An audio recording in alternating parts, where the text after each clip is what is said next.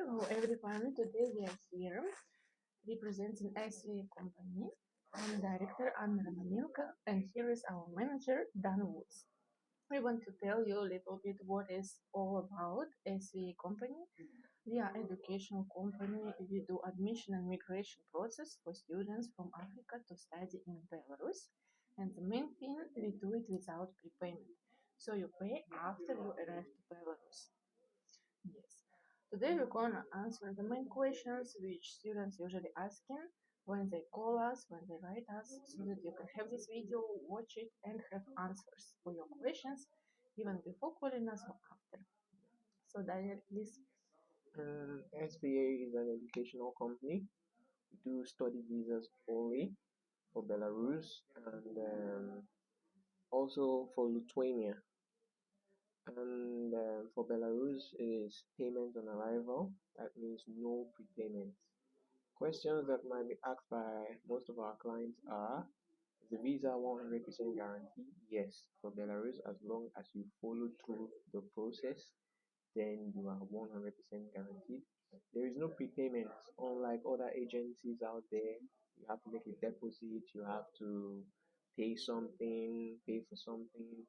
We are a no prepayment plan company.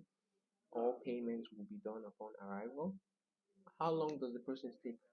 About 1 month and about 2 weeks to get your admission and your invitation to come. Age limit. Sorry.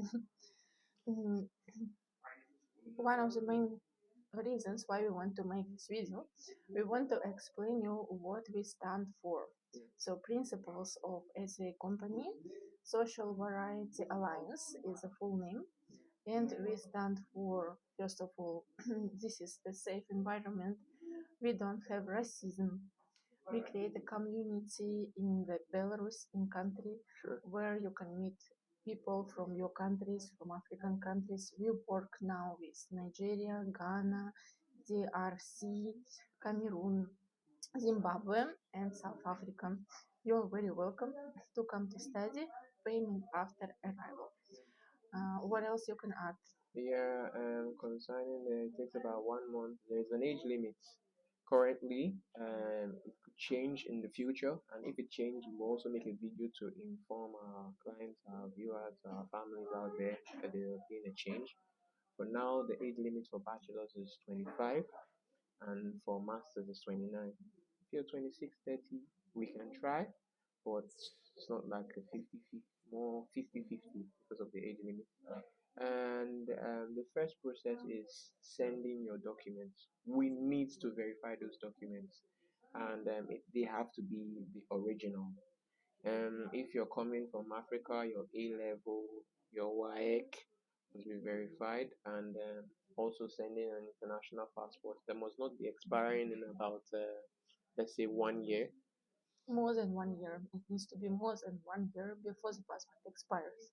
Yeah. And Belarus is a growing economy. It's actually a good economy to actually start your life from.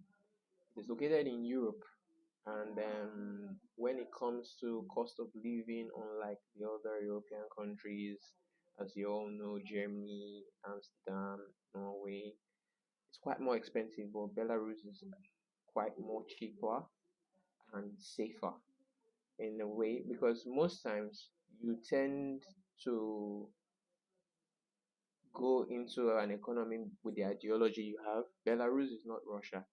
Belarus is not Russia. We're a country on our own, and Belarus is safe. It's a war-free zone, and we, as a country, are also friends with Lithuania and also with Russia. So we're also friends with EU, also friends with Russia. Belarus is a country where there is no I think the level of racism here is next to nothing, because since when I've been here, it has always been a safe zone for me. From your experience, did you meet Belarus people? Do you have friends? Yeah, Daniel have been through the process also with SVA. yeah. He was our student. He had the same questions as you guys are having. And then he arrived here.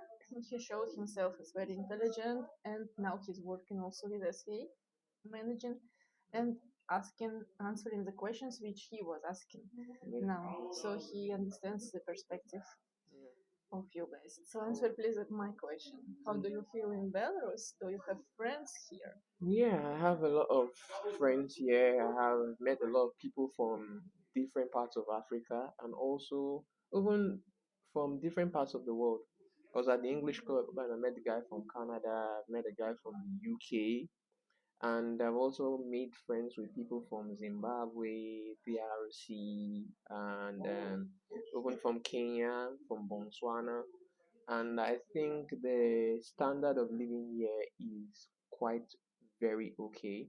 The transportation system is mm, top notch, and I think more people from parts of the world should come and also experience what I experienced, because before coming here, it was like a whole different notion about what it actually looked like. Then when I came, I discovered that it was so different. What the people portrayed out there and to what Belarus is like another level. Because here, welcoming here is more like a place that welcomes. They're more accommodative. The people here, and yeah, Before coming here, Daniel was calling, asking lots of questions. Almost every day he was yeah, calling and asking me something.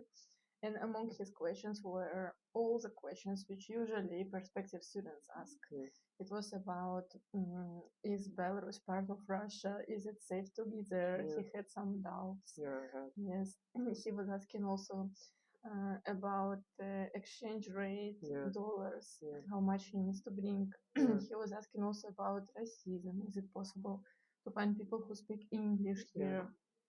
Yes. So you actually didn't answer my question yeah. about Belarus people.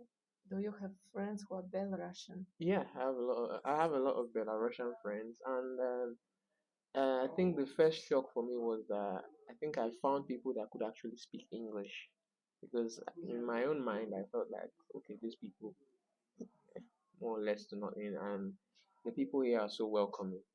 The people here are so welcoming that I didn't actually believe that I could blend into the country, to the people, to the culture, and it's quite a place to be. It's quite a place to be. Tell me please, Daniel, where do you study? The name of your university? Okay, the Belarusian State Agrarian Technical University.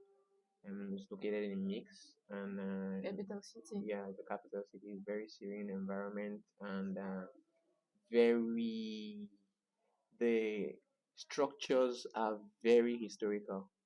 Something I noticed about Belarus is that the structures, nice buildings, yeah, very nice, Architecture. yeah, yeah, the architecture And structure. what do you study? Mm. Which course? I'm doing the preparatory course, and because you have to go through the preparatory course before going through the main, before doing your main course. But everybody has a choice. Everybody has a choice. You don't have to. It's recommended. Yeah, You can choose it if you really need to speak language of the country yeah, where you are staying and where you're preparing to study 4 years, bachelor's degree for 4 years.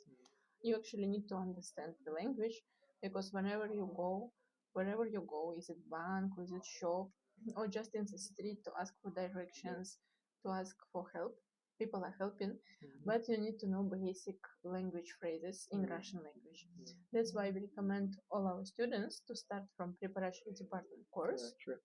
which is $1,900 per year tuition fee. And when you finish this course, you apply for bachelor's degree without exams, and you continue staying in the country and study bachelor's already knowing language. Students officially allowed to work 20 hours per week, so you can study half a day and work. And knowing a Russian language will help you to find better work options. Yeah, and the total package payment on arrival consists of your preparatory course, which my director just said, of 19,600 for your dormitory. The total package that consists of your insurance, medicals, translation of documents, registration, and also doing medical checkup, which is compulsory when you arrive at Belarus. Notarization of documents also, and your annual visa, because you enter with 1 month visa. After you enter, you pay for education, and we are prolongating your visa for 1 year. So you don't need to pay for all of this. It's already included. Yeah. And when you arrive in to the country, at the border check control in the airport, they asking how much money do you have. So condition to enter the country is to have $6,000 by cash. You're not paying anything before you enter No the country. prepayment, guys. But you need to show this money, have it with you. If you don't have it, you might be considered illegal migrant who is not coming for studies because you don't have money with you. And please don't do like this. You will not enter the country. You will need to go back. After you enter and you have this 6,000 with you, Yeah. you pay for all payments necessary the first day through the bank together with us, and you have left with you about $1,000, which you use for your feeding expenses. Yeah, Daniel, tell me please how much you need for the cooking for yourself. Do you cook for yourself? Yeah, for me, like I cook for myself. Per month, how much do you spend on cooking for yourself? You can, Average. yeah, an average you can spend about $100. But let's say you have other things, maybe you want to pay for train, if you're not just direct, if you're a direct student from dormitory to school, it's quite more cheaper. But if you have like a job, or a part-time work thing, Then you have to go every day yeah, somewhere, and then you buy a metro ticket yeah, for 1 month. yeah, It costs about $18. yeah, Metro ticket, yes. But if you're not working, you just studying. You stay in the dormitory because each student are given place at the dormitory, and you have a right to move from dormitory to the apartment. After some time or straight at arrival, you go to the dormitory, and after you find apartment, you go to live in apartment. In that case, of course, you're paying for rent.